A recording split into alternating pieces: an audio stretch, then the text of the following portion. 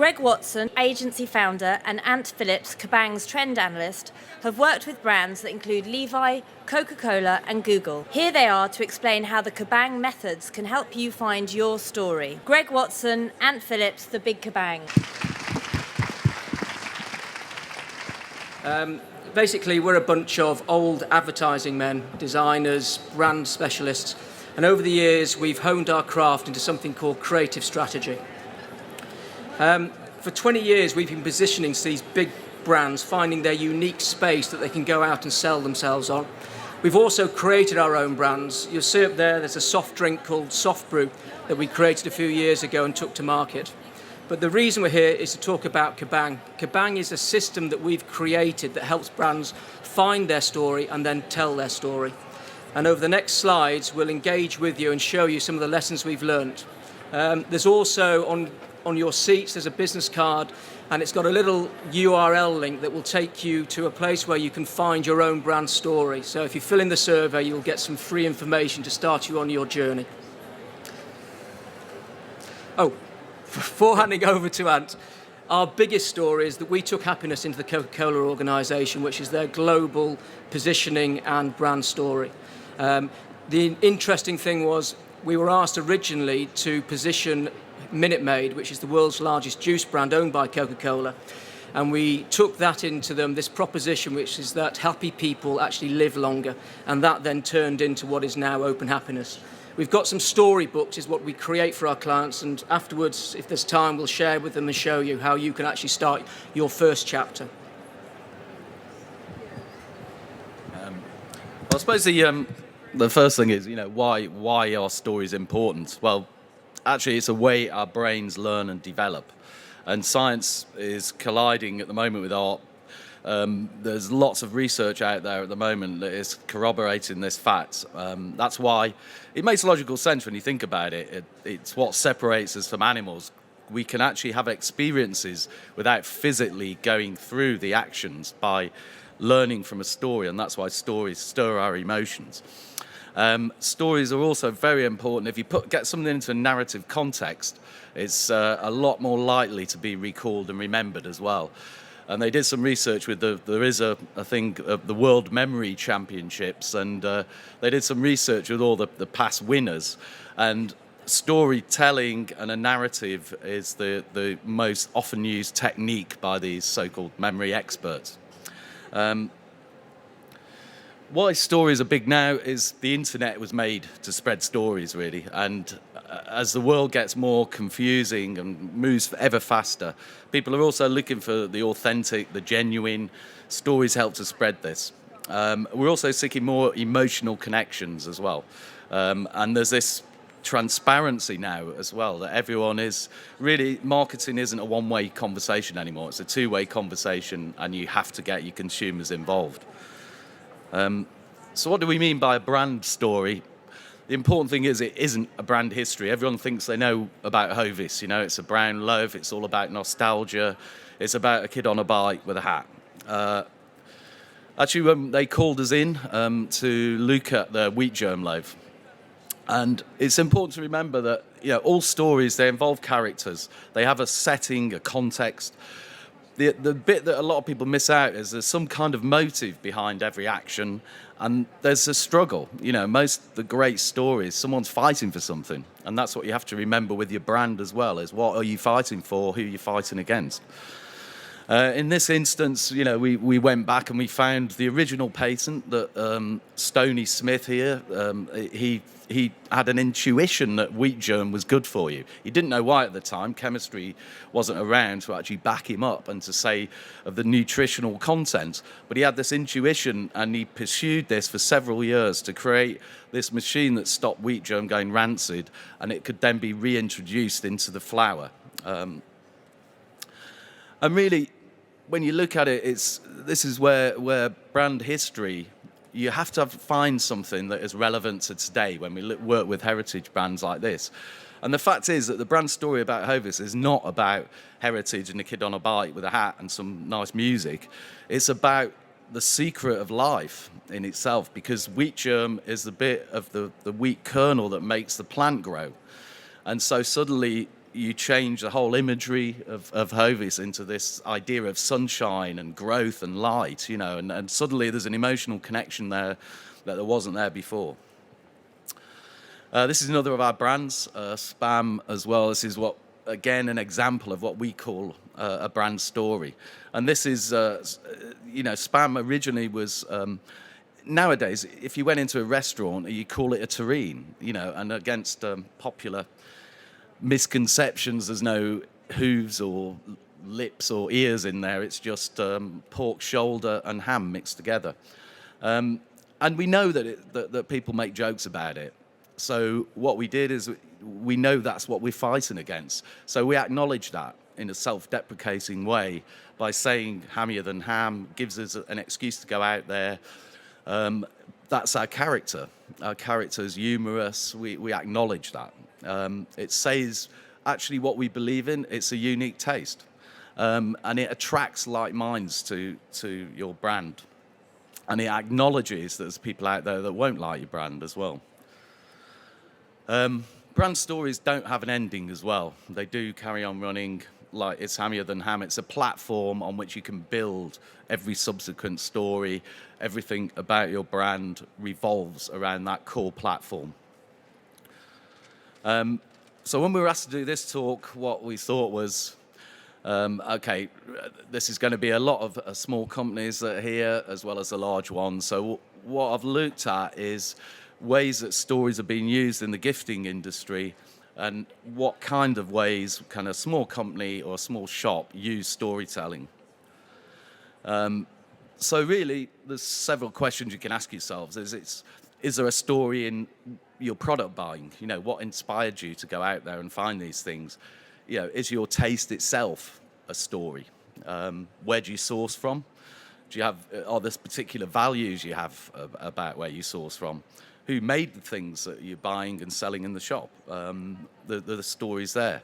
Where do the products come from? What are they made of? What do people do with the products when they bought them as well? And what stories can your customers tell themselves? An interesting bit of research, it was actually done as an art project. People were arguing about the fact of, can stories make a difference to selling and make a difference to your perception of a product? And what they did is they collaborated on this project here called Significant Objects. And they bought things off the internet, and the only stipulation was they couldn't cost more than $1.25. Then they engaged a set of writers to write a little story about each object. And they were fictional. They told people they were fictional stories. And the end result of all of this was that objects that they bought for $127 actually sold for $8,000, purely by the addition of a bit of fiction with the objects. This was put into practice actually last year, and I don't know the results of this. I meant to phone Oxfam and find out, and I forgot. But they did a thing called Shelf Life in 10 other shops, where they put a QR code, and then they asked people when they brought an object into the shop a little bit of the history of it, and then they put the stories onto the internet, and through the QR code people could read the stories in the shop while they were buying them, the object. This is a store in Hoxton, which is a fantastic place called, it's a charity actually that does for children's creativity, but they actually sell stories in these little tins. They put flavoured salts as well, and those are supposed to be tears that are in bottles, so labelled sneezing, chopping onions, and so on. But again, just another example of how that can be used. When you ask yourself what's the story behind your business, I mean, I'll put this up as an example. I think they hear this. Not on the high street. It's almost a story that the brand name's got a story in itself. Straight away, you're going, well, that's something that's going to be more unusual products, not on the high street. This is an example. I live in what's probably the gift shop capital of North London, in Stoke Newington, where there must be 8 or 10 gift shops altogether on the one street. And I found this shop quite interesting. And this is a trend that's going on at the moment as well. I've seen in a few other places where they're mixing vintage items with modern items together. And the name itself, again, search and rescue. So they're searching objects out and they're rescuing objects in the sense of the vintage objects that they put in there. This is a company in America that made. Now, this was really about location, where they set out. They realised that there were no watch manufacturers left in the USA, so they decided to set up a watch manufacturing business. And where did they take it? They took it to Detroit, which is a city that was a centre of the automobile industry and that is rotting from the inside out. And suddenly they've got fantastic publicity behind this. And now they've started making bicycles there as well. But it's a great story about resurgence, and it instantly gets people interested in the product. Again, another way of interesting way of getting about provenance. Provenance is important these days. This is a company who make outdoor gear, and you can actually look at the label, look it up on the internet, and it'll tell you which farm the sheep came from, and almost down to which animal the wool comes from. And people are more interested in, where does this stuff come from? There's websites like this. This is actually a map showing you all the components of a Bic biro, and people go on there and they can find out where the tungsten comes from, where the plastic comes from. And again, it's just another example of how people are getting interested in where are these things made and where do they come from.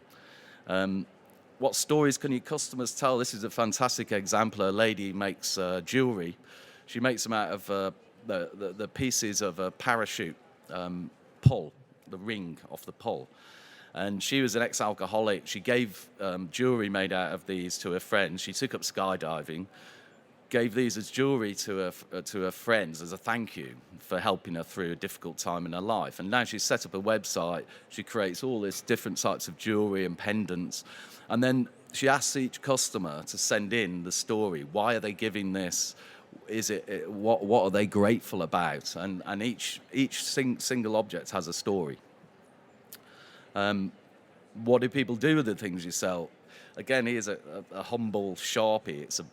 Equally could be a Bic biro, but Sharpie's quite good at exploiting the facts and telling stories about what people do with them. And here's a guy. There's an artist here who draws on coffee cups, and he was bored, and he's now runs exhibitions of his art on coffee cups. They have a competition to design cars where they use a Sharpie. This lady here has got these temporary tattoos. Well, I hope it's temporary anyway. So there's lots of ways you can show with the objects that you're selling is what do people do with them. And finally, here's what I call best practice, really. This company in the States called Zadie, who's fantastic. They kind of follow each of those points through. So who we are, and there's their motive, their context and motive is they're against fast fashion. So everything they have, they look at, has to be made, either handmade, it's got a provenance. They put up photographs and stories behind it. Every single person who sells on that website has their own story up there with a photograph of them. They have a map showing you where everything comes from, with photographs again of the makers. They talk the talk as well. They took an ad out in the Wall Street Journal to promote this cause. That fashion itself doesn't have to be throwaway. That things can be made properly. And then they got into bed with Whole Foods as well. The same kind of values behind them. They have people on there.